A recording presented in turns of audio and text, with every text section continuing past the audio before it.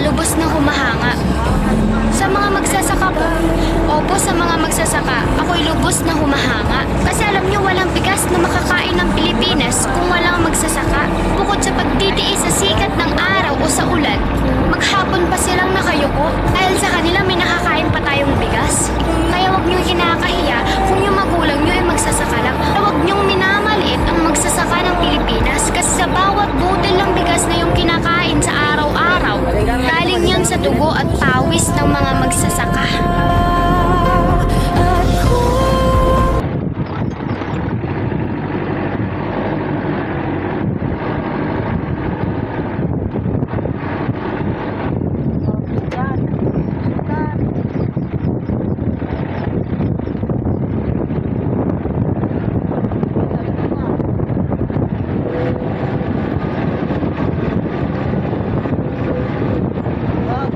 Sabay itu ada yang pulang sama tan.